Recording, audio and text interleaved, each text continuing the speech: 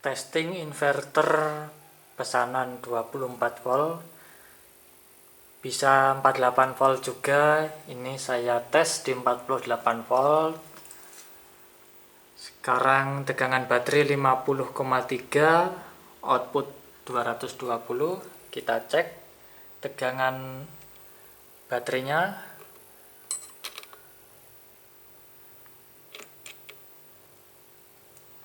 50,46. Di sini 50,3. Kemudian tegangan AC-nya 220 volt. Lalu akan saya uji load beban. Di sini ada 2 MCB. Ini beban 900-an watt, 1000 watt. Ini beban 2000 watt. Jadi nanti total 3000 watt karena ini speknya limit di 3000 watt. Oke, mulai langsung saja kita tes beban. Sekarang arus AC-nya kita cek 0,01, belum ada beban. Hidupkan beban 4,87, 4,86. Di sini juga 4,8 ampere, 4,87, 1042 watt. Kan saya tambah beban lagi. Ini tegangan AC-nya sekarang di 13 ampere. AC output di sini 2999 watt. Kita naikkan lagi sedikit 3000 watt. Oke, protect over watt. Tegangan DC-nya cukup jauh drop karena kabelnya kecil untuk baterainya, jadi nanti tegangan AC-nya agak sedikit drop. Kita cek lagi 1000 watt. Tegangan AC ada sedikit drop, 2000 watt hanya drop, tidak drop 2000 watt. 2884 naik sedikit, dia akan protect. Tegangan DC-nya tadi 46, terlalu rendah, kabelnya agak panas. Nanti bisa diganti kabel yang lebih besar. Kalau belum cukup, nanti induktornya juga diganti besar biar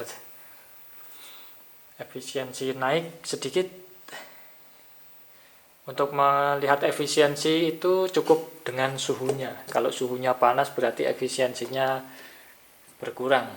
Jadi inverter kalau kabel-kabelnya dingin, induktornya dingin, trafo dingin, pada beban yang cukup besar dia efisiensinya tinggi. Kita cek ampermeter 1000 watt, kemudian tambah 2000 watt, jadi total 3000 watt, 13 ampere protect. Kita lihat lagi 2900, 3000 protect over watt. Nanti hidup kembali dalam 3 detik. Tegangan DC 45 ya, rendah sekali karena drop di kabel. Kita masuk ke menu. Tadi setelah overwatt hidup kembali otomatis dalam 3 detik. Itu settingannya ada di sini. Kalau saya buat off, nanti dia nggak hidup lagi setelah overwatt atau semua proteksinya. Kita cek.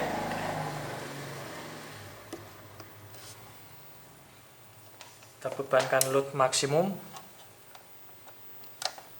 1000 watt, 3000 watt, protect overwatt. Inverter tidak menyala kembali. Harus kita nyalakan secara manual melalui tombol atau MCB. Ini saya manual on, hidup kembali. Masuk ke menu inverter off, ini kembali ke PLN pada tegangan yang telah disetting. Inverter hidup lagi, kembali menggunakan inverter pada tegangan lebih tinggi. Bisa disetting juga.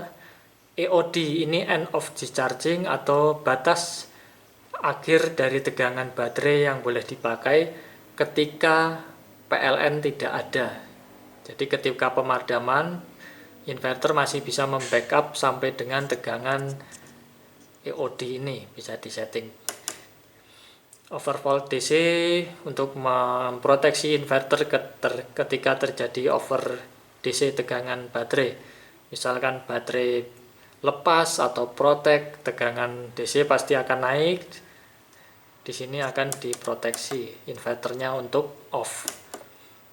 Adjustment untuk menyesuaikan multimeter dengan LCD.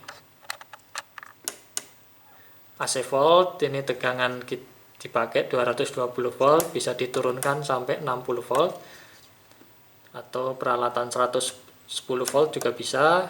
Kemudian ini maksimum drop trafo, jadi di sini diproteksi di 200 volt trafonya, tapi jarang sekali drop karena bagus trafonya. Di 200 akan protect. Auto on tadi ini bisa disetting naik sampai dengan berapa detik. Ini alarmnya bisa disetting on, bisa disetting off. Ini modenya, kalau mode hybrid nanti chargernya aktif. Relay charger yang 10 ampere ini terminalnya pojok kiri. Kemudian inverter tanpa charger, charger tidak aktif. Kemudian UPS ini untuk backup atau untuk seperti UPS biasa. Jadi ada standby on atau standby off. Jadi ketika ada pemadaman PLN mendadak, tidak ada jedanya kalau standby on-nya posisi on, karena inverternya sudah always on, selalu hidup selama baterai mencukupi. Tapi kalau standby-nya off, ketika PLN padam, ada jeda 3 detik yang disetting tadi untuk menunggu inverternya ready untuk on, baru relay ATS akan berpindah. Karena ada soft start-nya untuk menyalakan inverter dari 0 sampai 220 volt, ya di situ ada waktu untuk mulai siap dipakai. Tapi kalau sudah on, inverter sudah selalu hidup dan relay ATS tinggal berpindah saja tanpa adanya jeda. Ini charger on, relay charger yang tadi.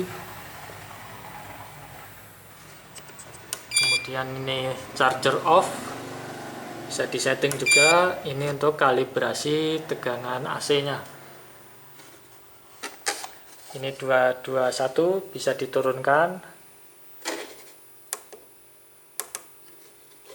219 kalau dinaikkan.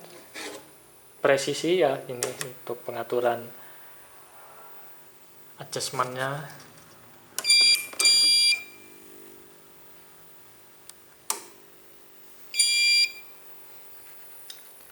Sensor klemeter ada posisi di kabel terminal output, jadi bisa mengukur tegangan arus PLN dan arus inverter. Nanti bisa dikasih tanda untuk pemasangannya supaya tidak terbalik. Kalau terbalik tidak mendeteksi, atau relay ATS-nya tidak sinkron dengan input PLN. Untuk standar-standarnya kabel induktor itu nanti bisa dicari-cari sendiri. Untuk trafo 3000 watt 24 volt, induktornya sekitar 140 ampere, ini induktor 70 ampere, sistem 48 cukup untuk 70 ampere di 3000 watt. Tapi kalau mau lebih efisien lagi, harusnya dibesarkan induktornya, semakin besar semakin bagus. Terus untuk kabel DC-nya nanti tidak sebesar ini terlalu kecil, ukuran 4 mili. Untuk 3000 watt kurang panas, dia panas kabelnya. Jadi nanti bisa dilihat tabel untuk memilih diameter kabel terhadap arus yang dipakai.